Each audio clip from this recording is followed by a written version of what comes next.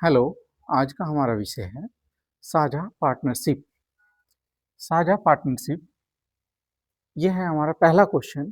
तीन साझेदारों A B C ने क्रम से 45,000, 70,000 तथा 90,000 रुपये का निवेश करके एक व्यापार आरंभ किया। 2 वर्ष के अंत में रुपये 3,69,000 रुपये का लाभ हुआ। लाभ में तीनों ए बी सी का कितना भाग है?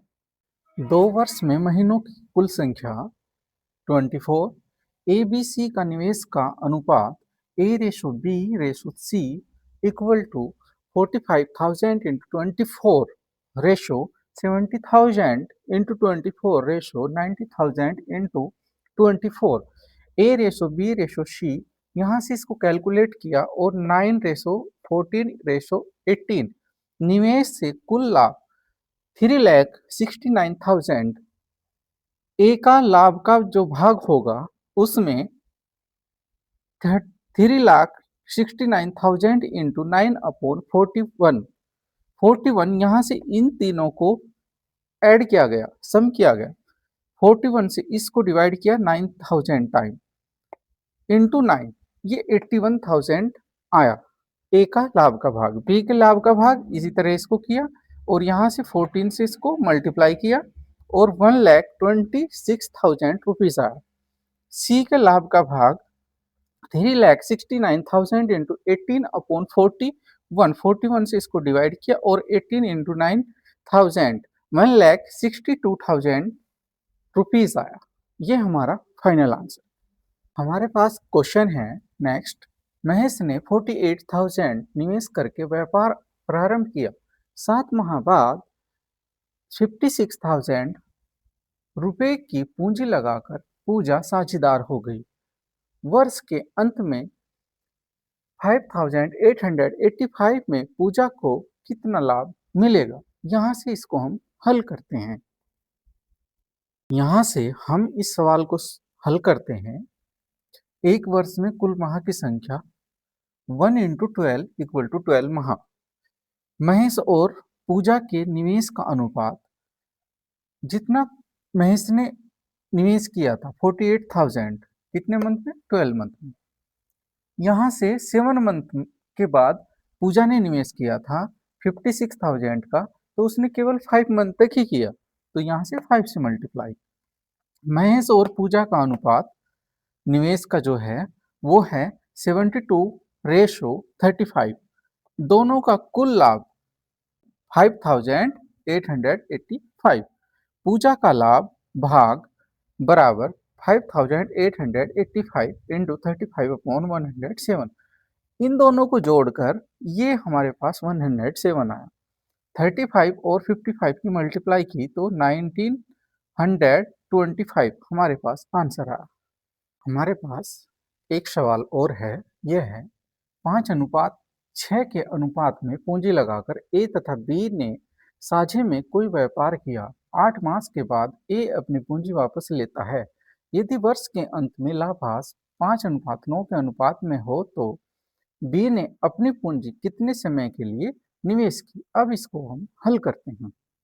यहाँ हम सबसे पहले मान लेते हैं, माना ए ने 5x 8 माह तथा बी ने 6x वही माह के लिए निवेश किए। यहाँ से 5x 5/6 था, तब यहाँ से इसको 5x लिया है और इसको 6x लिया है।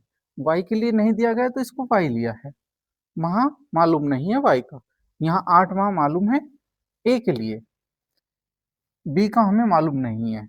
तब दोनों के लाभांश का अनुपात 5x into 8, 5x into 8 ratio 6x into Y.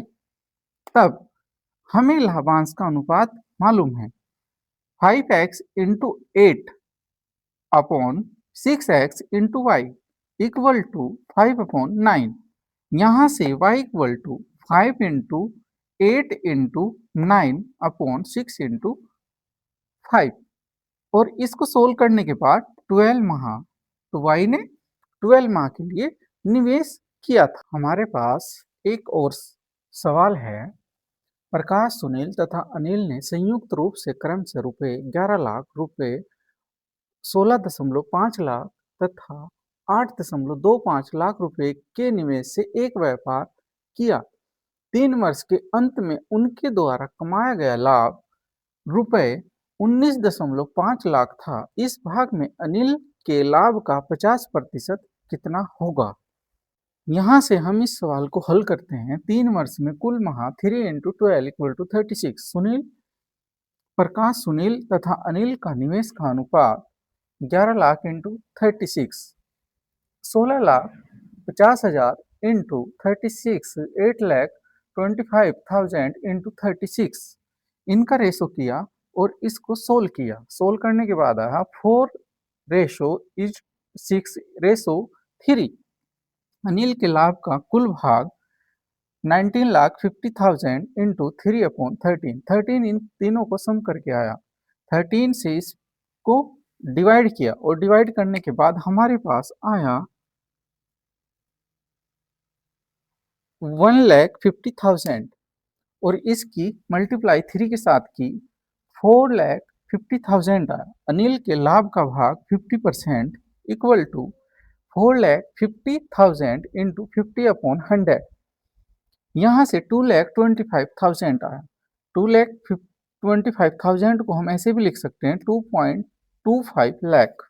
यही हमारा आंसर है। हमारे पास में एक क्वेश्चन है। निकेत, विकास तथा मोहन मिलकर एक व्यापार करते हैं। आरंभ में निकेत कुछ राशि का निवेश करता है। 6 माह बाद विकास उससे दुगना धन लगाकर साझी हो जाता है और 8 माह बाद मोहन 3 गुना धन लगाकर साझी हो जाता है। वर्ष के अंत में 45,000 लाभ में मोहन का कितना भाग है, यह हमें हल करना। अब हम इस सवाल को हल करते हैं। माना निकेत की राशि x रुपए, तब विकास की राशि हो जाएगी 2x क्योंकि उसने उससे डबल निवेश किया है। मोहन की राशि हो जाएगी 3x क्योंकि उसने 3 गुना निवेश किया। तब निकेत, विकास तथा मोहन के निवेश का अनुपात x इंटू इसने 12 मंथ के लिए किया है, इसने 6 मंथ के लिए किया है और इसने केवल 4 मंथ के लिए किया है। तब यहाँ से इनका हल करके इनका रेशो आएगा 1:2:6। कुल निवेश से जो लाभ प्राप्त हुआ है वो हुआ हमें 45,000 रुपये। तब यहाँ से मोहन का लाभ 45,000 × 6/9, क्योंकि ये 6 और तीनों को जोड़कर 9 आया हमारे पास। 9 से इसको डिवाइड किया, ये 5,000 आया और 5,000 × 30,000 हमारे पास आया निवेश 30,000 रुपीज, मोहन का निवेश। हमारे पास में एक सवाल है। सीमा, मीना तथा रीना एक निवेश में 63,000 रुपये, 56,000 रुपये तथा 84,000 रुपये का निवेश करते हैं। वर्ष के अंत में उनके लाभ को अनुपात में वितरित किया जाता है।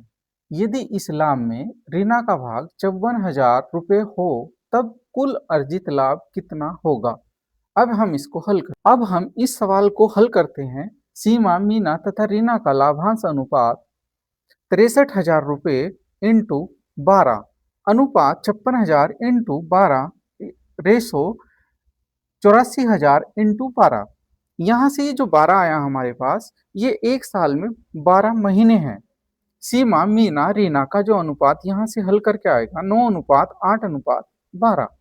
कुल अर्जित लाभ बराबर 9x, 8x, 12x बराबर 29x।